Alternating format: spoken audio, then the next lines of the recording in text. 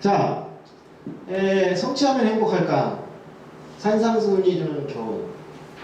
자, 여러분들 산상수훈이라고 좀 아는 사람도 있고 모르는 사람도 있을지 모르겠는데 아주 유명한 말입니다. 이게 그 성경에 마태복음이라는 복음서가 있어요. 그 마태복음의 5장에서 7장 사이가 그 유명한 산상수훈인데 쉽게 얘기해서 산에 올라가 설교하는 내용이에요.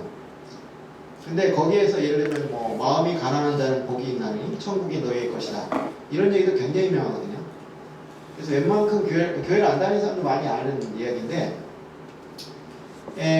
이 산상수훈에서 나오는 여러 가지 얘기가 굉장히 인생에 그 많이 도움을 주는데 여러분들 그 자료 2페이지를 보면은 그러므로 내가 너희에게 이르노니 목숨을 위하여 무엇을 먹을까 무엇을 마실까 몸을 위하여 무엇을 입을까 염려하지 말라. 목숨이 음식보다 중요하지 아니하며 몸이 의복보다 중하지 아니하냐. 자, 여기서 중요한 말이 뭐냐면 목숨이 음식보다 중요하지 아니하며 몸이 의복보다 중요하지 않느냐. 이 말을 처음 들을 때 되게 이상하다는 생각이 드는 거죠. 아니 무슨 말장난인가?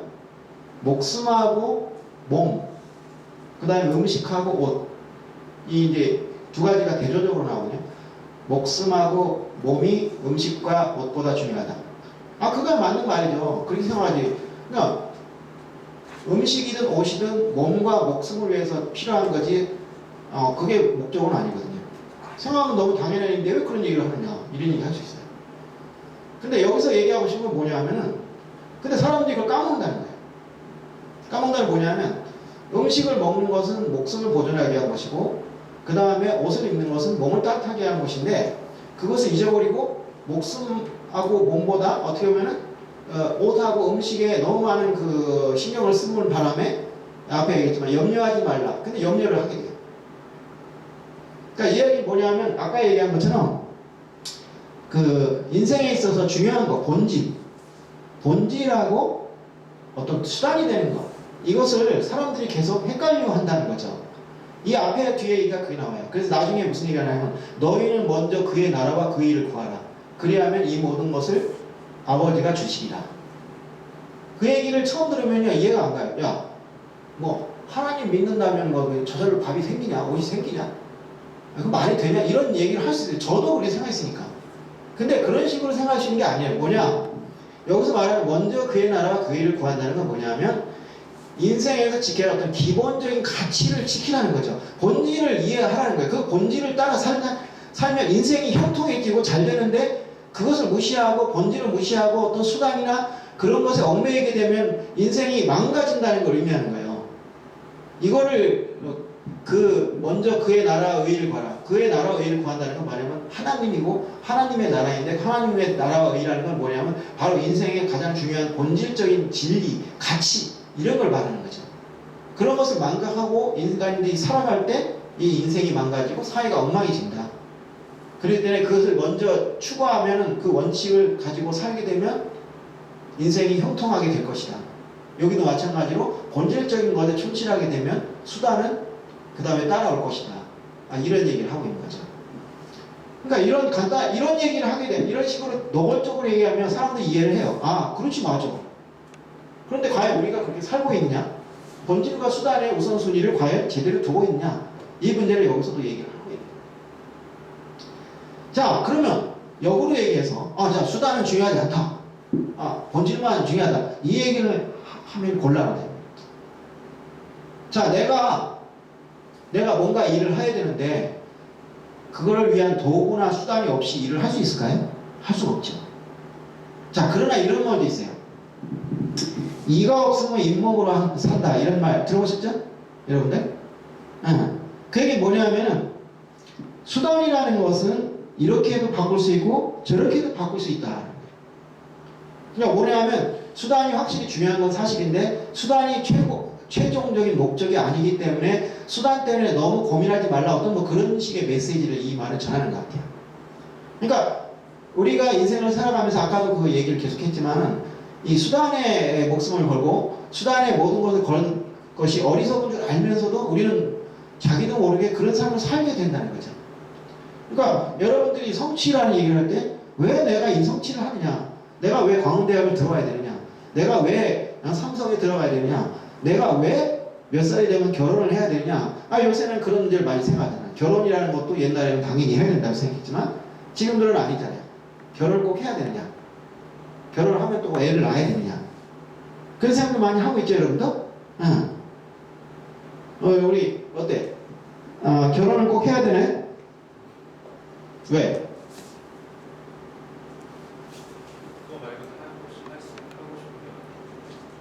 근데 그 하고 싶은 것을 하기 위해서는 결혼을 포기해야 될 필요가 있어요?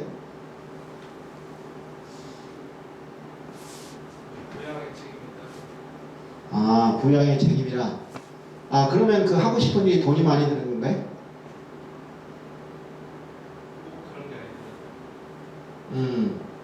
자, 뭐 그리고 또 이런 생각도 할 수 있잖아요. 결혼을 해서 얻을 수 있는 효과는 결혼을 안 해도 얻을 수 있다. 뭐 예를 들면 뭐 이성이 그립다.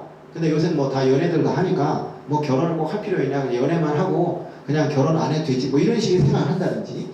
아니면 요새는 뭐 가전제품이 워낙 잘 돼 있기 때문에 뭐 누가 집에서 밥하고 빨래 해줄 필요 전혀 없는데 뭐 그런 거 뭐 결혼을 꼭 해야 되느냐? 뭐 이런 생각도 할 수 있고. 그리고 자식이 중요한 거 아닌데 꼭 자식을 낳기 위해서 결혼할 필요가 있냐? 이런 생각도 할 수 있겠죠? 어떻게 생각해? 그냥 가지고 싶으면 가정을 꾸리고 자식을 낳고 그런 가정을 꾸리고 싶다면은 뭐 결혼이라는 제도를 통해서 사회에서 그렇게 자리를 잡아도 되겠거든요. 하지만 뭐 개인이 원치 않는다면은 굳이 필수로 하진 않아도 된다고 생각합니다. 그러니까 그건 알겠는데 과거에 맹목적으로 결혼을 했단 말이에요, 우리 때는. 근데 결혼을 안 해도 된다는 이제 지금은 이제 결혼해도 되고 안 해도 된다는 그냥 그 결론만 얘기를 했는데 결혼을 안 해도 된다고 생각하는 어떤 이유가 뭘까? 내가 이것처럼 뭐 밥하고 빨래하는 거 뭐 저 가전제품 잘 돼 있으니까 필요 없다든지 뭐 요새 자유연애니까 뭐 연애하면 되지 뭐 이런 뭐 그런 의미에서 한번 얘기해보면 어떨까? 결혼이라는 게 가지는 어떤 해야만 하는 어떤 의무가 너무나도 많기 때문에 거기에 비하면 메리트가 좀 적어요? 메리트는 적죠. 확실히 해야 하는 의무보다는. 어떤 의미에서 그러면 과거보다 줄었습니까? 아니면 과거에도 별로 없었는데 과거 사람들은 그냥 맹목적으로 결혼을 한 겁니까? 아마도 과거에는 가족이라는 걸 통해서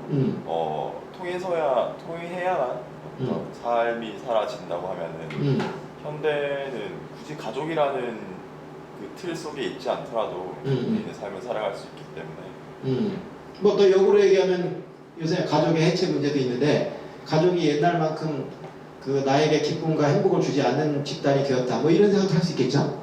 어떻게 생각해? 가족의 메리트가 있는다 줄었을까요? 가족의 메리트가 줄기도 줄었는데 어떤 경제의 상황도 이 영향을 주는 것 같아요. 경제 상황에 영향이 준다는 건 어떤 의미? 지금 우리나라도 그렇고 전 세계적으로도 그렇고 다 불경기이고 네, 돈이 중시되는 이 사회에서 돈을 무작정 쫓으려고 하다 보니까 이제 그런 건 배제되는 상황이 발생하는 거예요. 그러니까 이 지금 금전적인 얘기를 했는데 금전적인 얘기를 하면 두 가지 얘기를 할 수가 있어요. 뭐냐? 금전적인 문제라는 게 돈이 없어서라는 말은 조금 틀린 말 같아요. 왜냐? 돈이 없다 그러면 우리 시대는 돈이 더 없었거든? 그리고 우리 아버지 시대는 돈이 더 없었어요. 근데 결혼들 했다고. 그게 뭐냐면 돈이 절대적으로 없는 건 아니야. 근데 문제는 뭐냐면 일본 사람이 얘기한 것처럼 자기가 가지고 있는 생활 수준을 떨어뜨리기 싫다. 근데 결혼을 하게 되면 떨어질 수가 있다. 그래서 안 한다. 오히려 그쪽이 가깝지 않을까. 그러니까 만약 결혼 안 하고 내가 내 혼자 살게 되면은 내 수입을 나한테만 쓸 수 있잖아요. 그런데 결혼을 하게 되면 남편도 있고 아내도 있지만 무엇보다 자식한테 돈이 많이 든단 말이에요. 그 돈을 안 쓰고 나한테 투자함으로써 지금 가지고 있는 생활 수준을 유지하거나 더 올리고 싶다. 네, 그런 얘기를 하신단 말이에요. 근데 그것도 이제 뭐냐면 이런 생각을 할 수가 있죠. 만약 그런 게 목적이라면 아까 얘기한 것처럼 뭐 결혼에 의한 속박이라든지 이런 거는 이제 또 다른 얘기지만 만약 경제적인 문제라면 그러면은 가족을 잃어가지고 좀 가난해지더라도 행복할 수 있지 않느냐 이런 어떤 반론을 제기할 수가 있거든요. 그러니까 지금 얘기하는 그 사고방식은 이제 이 학생도 얘기했지만은 돈이 최고가 되다 보니까 그렇다는 말을 했단 말이에요. 그럼 역으로 얘기해서 돈이 최고가 아니라고 생각한다면 조금 가난하더라도 가족끼리 서로 혈안을 나누고 그것이 더 행복일 수도 있다. 이렇게 생각하면 오히려 긍정적으로 생각할 수 있다. 근데 어쨌든 간에 그 결혼 문제도 그렇지만 취업이나 어떤 대학 입시 지금 이제 그 보면은 고등학교 애들이 공무원 시험을 보는 경우가 이제 늘어나고 있죠. 그 뭐냐면은 대학을 가봐야 돈만 많이 든다. 별로 근데 효과가 없더라. 이게 이제 생각이 생긴 거예요. 그 여태까지 그냥 맹목적으로 따라가던 그 인생의 경로를 이제 바꾸기 시작하는 거죠. 근데 그런 어떤 이 경향이 앞으로 더 좀 많아졌으면 좋겠어요. 그러니까 맹목적으로 대학 가고 아직은 많은 사람들이 맹목적으로 대학을 가요. 제가 재수학원에서 알바를 하면서 학생들에게 물어봐요. 너 왜 대학을 가니까 몰라요. 그냥 가야 되지 않아요? 전부 그 대답이 거의 90%예요. 거기 중에서 뭐 내가 이래서 대학 갑니다라는 아이는 진짜 손에 꼽을 많아요. 그러니까 아직은 그런데 만약에 10년, 20년이 지나면은 바뀔 수도 있겠죠. 근데 그런 식으로 대학을 가서 이제 그 지방대에서 4학년 학생 중에 그런 아이들이 많다. 차라리 대학 안 올 거 그랬어요. 근데 이제 늦었어. 4학년이 됐으니까. 그러니까 그렇게 그냥 떠밀려서 온 거야. 그것이 바로 뭐냐면 생각 안 하는. 이 생각이라는 게 필요한 말이죠. 이 조절을 하려면 이 생각, 우리가 생각을 해야 돼요. 바로 이 쓸데없는 생각. 그러니까 어른들이 야 쓸데없이 생각하지 말고 돈이나 벌어 아니면 뭐 공부나 해 이런 식의 생각이 얼마나 그 위험한 건지 몰라. 그런데 지금 우리나라 이 초등학교, 중학교, 고등학교 이 교육 또 대학교 생각을 쓸데없는 생각을 못하게 만들어 버려요. 뭐 입시학원만 그런 게 아니야. 여러분들 고등학교 분위기 어때? 우리 쌤 고등학교 분위기는 생각을 좀 금하게 하는 분위기가 있어요? 생각을 안 하게 하는 분위기인 것 같아요. 아, 생각보다는 빨리 답을 맞춰라. 아, 그렇죠. 그리고 나서 대학 와서 생각하려니까 많이 힘들지. 근데 이나마 이렇게 여기 온 학생들은 생각을 좀 해보겠다고 왔는데 그렇지 않은 사람인데 뭐 이런 이게 뭐야 무슨 인류 공동체가 그런 귀신 신화를 까먹는 소리 듣는 것보다 스펙을 위한 특강이라든지 아니면 토익 점수 올리기 이런 거에 훨씬 더 많은 관심이 있겠죠. 그래서 쓸데없는 생각을 할 수가 있다. 우리는 여러분들 어때요? 그 친구들하고 밤새면서 토론한 적 있어요? 어때? 대학 와서 밤새도록 토론한 적, 친구들한테 인생이 뭐냐, 도대체 삶이 뭐냐에 대해서 토론하는 분 있어요? 기억 있어? 잘 없어. 있어? 있어? 이 학교 친구들은 거기 전에 있던 대학은 좀 그렇게 했나 보지? 좀 많이 하고 하긴 그것도 기숙사라는 면도 좀 있긴 하죠. 우리는 내 친구 집 가서 밤새도록 얘기하고 또 술집에서 밤새도록 얘기하는 적이 많아요. 그때는 사실 지금보다 여유가 있었지. 취업도 잘 됐고 그런 면이 있긴 하지만 어쨌든 이유가 어쨌든 그렇다. 근데 내가 보기엔 취업이 잘 된다는 면도 있지만 우리나라 입시가 점점 있잖아요. 이 연령이 낮아져. 옛날에 우리는 고3 때 열심히 하면 된다 이랬는데 지금은 초등학교 때부터 애들을 잡아치는 거야. 근데 애들이 아예 생각하는 그게 아니라 딱딱해가지고 요점 딱 정리하고 그다음에 답 뭐지? 딱 이런 걸 가지고 그냥 훈련을 받는 거예요. 그러니까 생각 안 해. 근데 쓸데없는 생각을 해야 된다는 거죠. 자, 여러분들 쓸데없는 생각이 세상을 바꿨잖아요. 스티브 잡스가 왜 위대하느냐? 그 사람 전기 읽어보고 그러면요. 진짜 어렸을 때 쓸데없는 짓 많이 하던 사람이야. 그래가지고 그 학교에서 선생님한테 혼나고 이상한 애라고 취급받고 근데도 계속 그 쓸데없는 생각을 한 거야. 쓸데없는 생각을 한 게 오늘날의 대박을 친 거야. 사실은 이 지금 4차 산업혁명 얘기를 하고 있는데 4차 산업혁명이라는 말을 난 별로 좋아하지 않아요. 왜냐하면 옛날에 2차 산업혁명 같은 경우에도 이 2단계 산업혁명설이 있었잖아. 그러니까 19세기 초에 1차 산업혁명, 그 다음에 이 19세기 중반에 2차 산업혁명이라 가지고 2단계 산업혁명설이 있었는데 지금 없어졌어. 왜냐? 그게 다 똑같다는 거였어. 그러니까 결국은 2차 산업혁명으로 다 끝나버렸어요. 그러니까 이게 좀 3차, 4차 나는 게 나중에 100년 후에 어떤 평가를 받을지 몰라. 나는 별로 이걸 있잖아요. 3차, 4차를 생각하지 않아. 그냥 3차를 하고 싶은데 어쨌든 간에 4차 산업혁명 시대에 과연 지금과 같이 정답 맞추기 게임을 해가지고 되겠느냐 이런 생각도 할 수 있는데 그걸 떠나서 이 대한민국이라는 사회가 왜 이렇게 나눠지고 왜 이렇게 문제가 많고 이러냐? 거기에는 뭐냐면 바로 이 정답만 찾는 뭐 생각을 안 하는, 쓸데없는 생각 안 함으로써 내가 왜 살아야 되고 왜 무엇을 해야 되는가 이런 것을 생각 안 한 채 그냥 무조건 달리는 이 사회가 세월호 사건도 일으킨 것이 아닌가. 그러니까 안전이라는 어떤 그런 근본적인 문제를 생각하는 것이 아니라 그냥 성장하자, 발전하자, 올라가자 어떤 그런 식의 사고방식을 하는 게 문제를 일으킨 게 아닌가. 이런 생각을 하는 거죠. 그것이 행복을 방해하는 거죠. 자,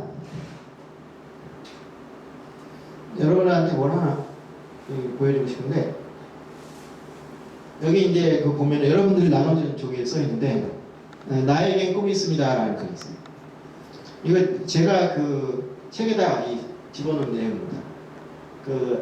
승훈이한테는 내가 책을 줬는데, 그 책에 나온 내용이 내가 쓴 시라고 하면 좀 그렇고, 이게 원래는 뭐냐면 마틴 루터 킹 목사가 한 유명한 연설이 있어요. I have a dream. 나에게 꿈이 있습니다. 알지? 1923년에 그 노예 해방 100주년을 맞이해가지고 워싱턴에서 링컨 기념관 그 앞에서 한 연설이에요. 나에게 꿈이 있습니다 해가지고 언젠가는 흑백 차별이 없어지고 노예주의 자녀와 노예의 자녀들이 후손들이 같이 하나가 돼서 살아가는 나라를 만들고 싶다. 흑백 통합을 얘기하는 거죠. 근데 내가 그걸 이렇게 응용해가지고 이 시를 만들었어요. 나에게 꿈이 있습니다. 각 가정에 참된 사랑이 복되어 부부가 서로 자신의 몸처럼 아껴주고 부모 자식 간의 화목한 시간을 이루고 연인 간의 마음의 교류가 이루어지는 그런 세상. 나에게 꿈이 있습니다. 세상의 부모의 사랑과 관심을 제대로 못 받아 가슴이 텅빈 아이들이 없고 서로 비난하고 미워하는 부부가 없고 그림자 사랑에 빠져 마음이 비어있는 커플이 하나 없는 그런 세상.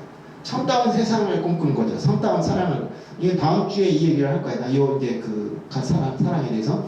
그래가지고 모든 사랑의 기쁨에 빠져서 절제하고 나누고 소외되는 고통받는 없는 세상. 그리고 진정한 사랑의 기쁨에 넘쳐서 무기와 군대가 없어지고 불법과 범죄가 사라지는 세상. 그리고 사랑이 넘쳐서 사랑하는 기쁨이 넘치고 그리고 많은 사람들이 행복을 느끼고 보다 많은 사람들이 기쁨에 눈을 떠서 나로 하여금 그들이 다른 사람을 행복하게 할 그런 삶을 살 수 있는 길을 나는 꿈꾸며 살고 있습니다. 이게 2012년에 제가 쓴 거예요. 예. 자, 들어가면은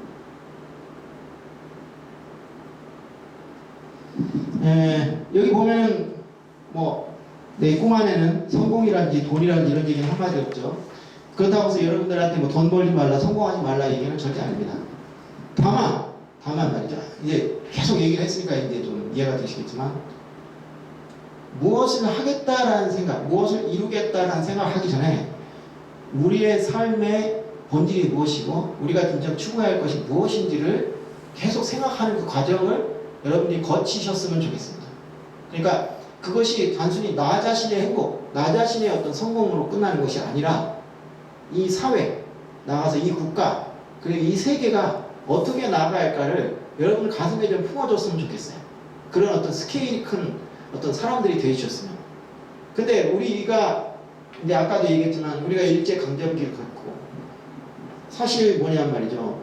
이 예성 논쟁 여러분 아실지 모르겠지만 이 조선시대 예성 논쟁 알아요? 들어봤어?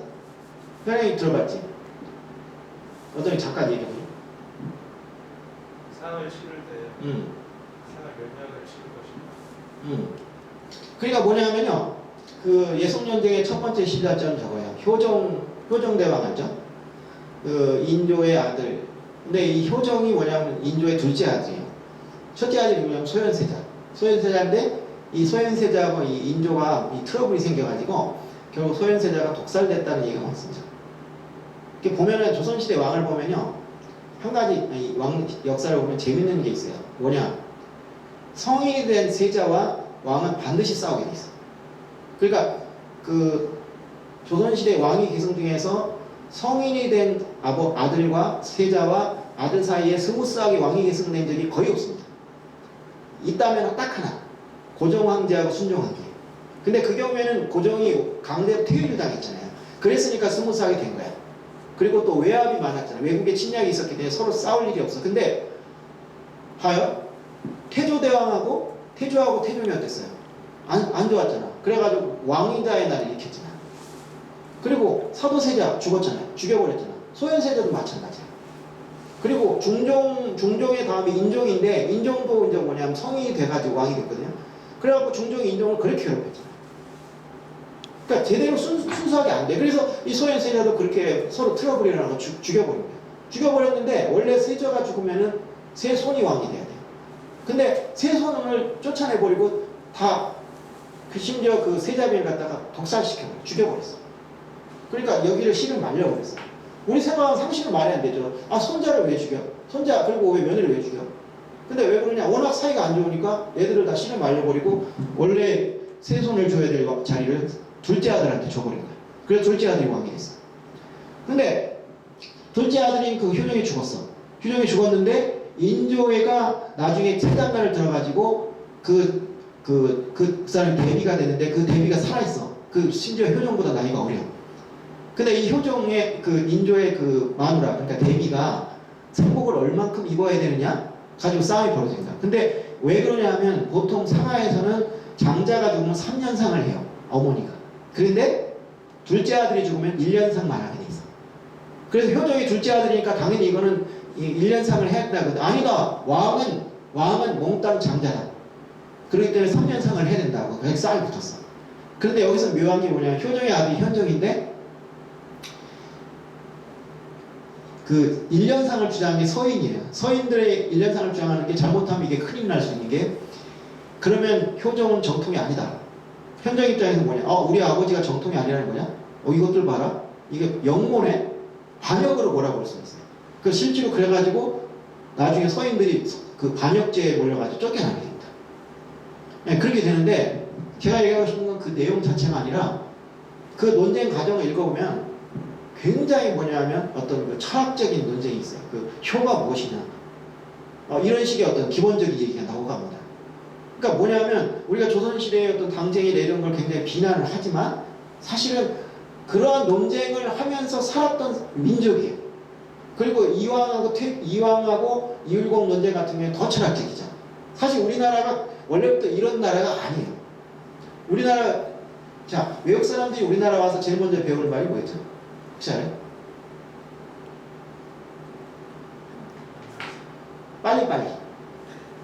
빨리빨리거든요. 근데 조선시대 우리나라는 빨리빨리가 아니에요. 오히려 선비정신 해가지고 느릿느릿이죠. 이게 이제 근대화 때문에 망친 거죠. 그러니까 과거에는 우리가 생각해 뭐 저런 논쟁을 다 할 정도로 막 철학적이고 이런 민족이 올라와서는 이렇게 있잖아요. 그야말로 그 정답 맞추기 게임에 빠져가지고 그런 어떤 쓰잘데없는 생각을 안 하게 되버렸다. 그러니까 스케일이 거기에는 뭐냐면 식민지에 대한 어떤 트라우마가 있어. 식민지 시대, 그다음에 전쟁. 그걸로 인해서 이번에 이제 그 박근혜 대통령 탄핵된 것 때문에 이제 지금 막 문제가 되는데 옛날 같으면은 그렇게 속좁게 하진 않았을 것 같아요. 그런데 이 나라가 너무 쪼그라들었어. 쪼그라들어가지고 어떤 스케일 큰 생각을 못해요. 그리고 그냥 자기 일치. 맹자가 한 말이 있어요. 맹자가 뭐냐면 맹자가 양나라 해왕을 만났어요. 그 해왕이 맹자를 보자마자 그랬어요. 선생님께서 먼 천리를 오신 거 보니까 뭔가 뭐 이익이 되시는 얘기를 하시러 오신 것 같습니다. 그러니까 맹자가 하는 소리가 왜 이익을 얘기하십니까? 그게 이제 유명한 뭐냐면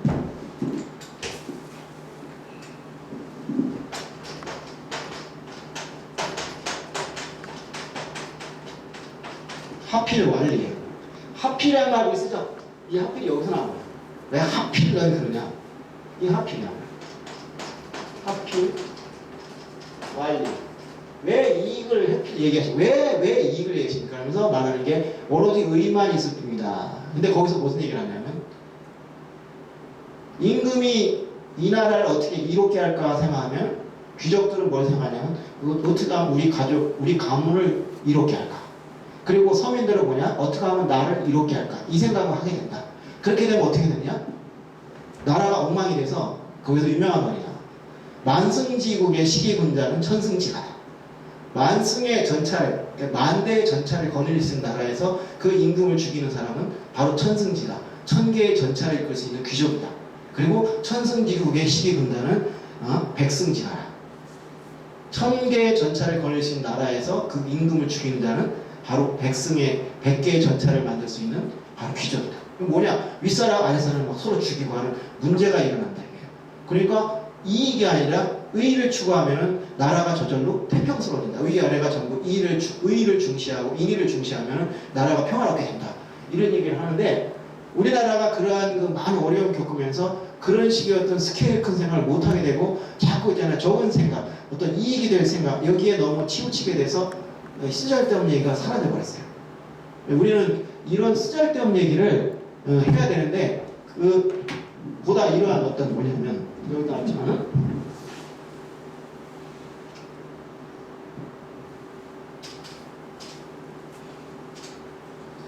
그래서 제가 이제 이 새로운 인류 공동체라는 스케일 큰 얘기를 이제 하려고 합니다. 그러니까 뭐냐? 결국 이 가치관이에요. 이 얘기를 이제 나중에 제대로 하겠지만, 이 세상, 우리가 이 세상, 이 세계 이론으로서 이 세계를 어떻게 바꿀 것인가라는 생각을 할 수 있다는 것은 굉장히 중요한 겁니다. 이 세상이 어떻게 되느냐에 따라서 내 삶이 바뀌어지거든요. 그런데 내 삶만 생각하고 내 나라, 내 사회만 생각할 때 결국 가서는 이 인류가 잘못된 길을 갈 수 있고 잘못된 길을 가게 되면 그 기회는 고스란히 나한테 오게 되겠다는 거죠. 그래서 아까 얘기한 대로 세상을 바꾸는 그러한 쓸데없는 생각을 우리가 좀 해야겠다. 그런 의미에서 이번 그 강연 시리즈를 생각하게 된 겁니다. 네. 자, 잠깐 쉴까?